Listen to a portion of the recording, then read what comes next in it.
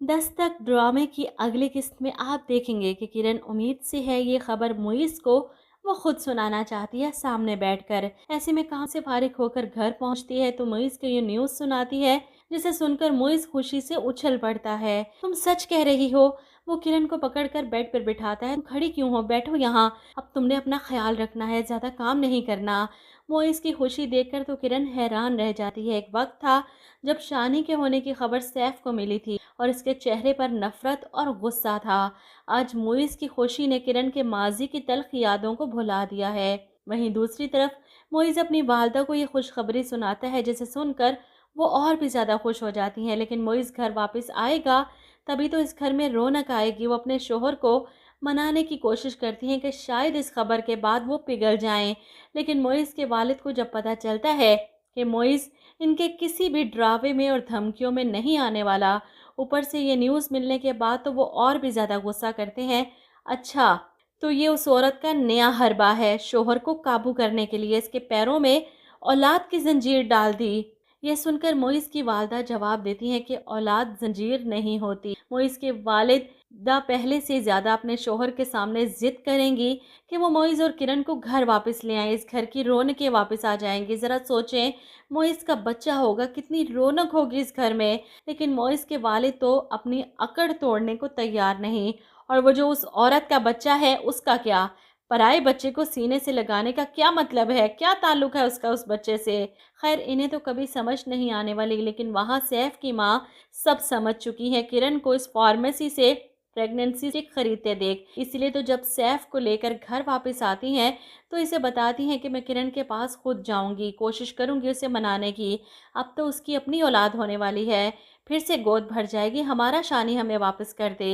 ये सुनकर सैफ की भी बन जाती है कि आप सच कह रही हैं ना, शानी हमारे पास वापस आ जाएगा, किरण की अपनी औलाद हो जाएगी तो वो शानी हमें दे देगी। जिस पर सैफ की वालदा कहती हैं, किरण अगर इस घर की बहू होती तो इस घर में आज कितनी रौनक होती। ये सब फरियाद सुनती है, इसे शदीद गुस्सा आता है। ये सब आप मुझे सुनाना चाहती हैं ना कि किरण की फिर से औलाद होने वाली है और मेरी नहीं हुई? क्या साबित करना चाहती हैं, हम क्या जताना चाहती हैं? इस पर सैफ की वालदा कहती हैं कि मैंने तो बस यूं ही बात की थी। जिस पर फरियाल बदतमीजी करती है, आप जो यूं ही बात कर दी है ना, इसका मतलब और मकसद मैं अच्छी तरह से समझती हूँ। सैफ को भी गुस्सा आ जाता है, बस कर दो फरियाल। वहीं इसकी माँ भी चली जाती है किरण के घर बात करके। चौंका, किरण घर पर मौजूद नहीं थी और मोइस घर पर ही था, इसीलिए वो मोइस से बात करती है। मैं जानती हूँ कि आपको बाप बनने की खुशी मिलने वाली है। ममता तो हर माँ के अंदर होती है, लेकिन बाप का प्यार खालिस अपनी औलाद के लिए होता है और आप कभी भी नहीं चाहेंगे कि आपकी औलाद को मिलने वाला प्यार बढ़ जाए। मोइस समझ नहीं पा रहा कि आप कहना क्या चाहती हैं। जिस पर वो साफ लफ्ज़ों में इसे कहती हैं कि मैं चाहती हूँ कि आप शानी को हमें वापस लौटा दीजिए।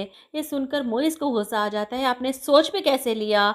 मैं ऐसा तंग नज़र और कम ज़र्फ नहीं कि अपनी औलाद के होने पर शानी को भूल जाऊं। उसे बेटा का है तो समझा भी है।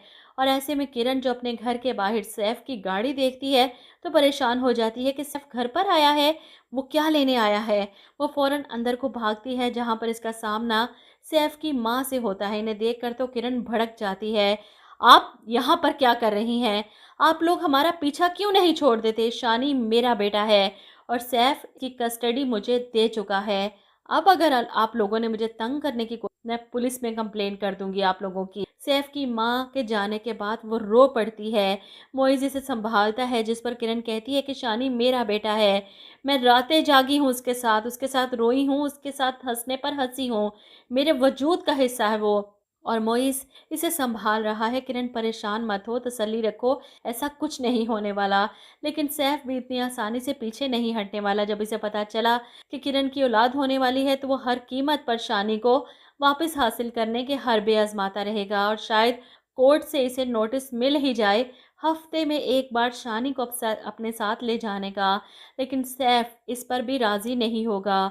इसे अपना बेटा चाहिए पूरी तरह से। और तभी, जैसे मैंने इसकी मुकम्मल कहानी बताई थी कि सैफ के बेटे के आने के बाद फरियाल और सैफ के बीच में अनबन होगी और सैफ इसे साफ लफ्ज़ों में बता देगा कि मेरा बेटा यहाँ से कहीं नहीं जाएगा, तुमने जाना है इस घर से तो जा सकती हो। और फरियाल सैफ को छोड़कर चली जाएगी। इसके बाद सैफ अपने बेटे को मुकम्मल तौर पर अपना बनाने के लिए इसे लेकर मुल्क छोड़कर फरार होने की कोशिश करेगा, लेकिन किरण मोइस के साथ एयरपोर्ट पर जाकर इसे पकड़ती है और फिर कानून की खिलाफ वर्जी के तौर पर सैफ से यह हक वापस ले लिया जाता है कि वो एक हफ्ते में एक बार अपने बेटे से मिलता था। अब इस हरकत के बाद वो मिलना भी हमेशा के लिए बंद हो जाएगा और शानी की कस्टडी हमेशा हमेशा के लिए इसकी माँ को दे दी जाएगी। तो ड्रामे का एंड यही होगा। जिन लोगों ने पूछा था कि आगे जाकर क्या होगा, मोइस के वालिद को भी अकल आ ही जाएगी। अपनी बीवी की बीमारी को देखकर वो मोइस और किरण को घर वापस ले आएंगे। इस घर में रौनक आ जाएगी और किरण की औलाद के बाद तो वो मोइस के वालिद का नज़रिया भी बदल जाएगा। जब मोइस की औलाद को अपनी गोद में उठाएंगे तो सब भूल जाएंगे। वो कहते हैं ना, असल से सूद प्यार।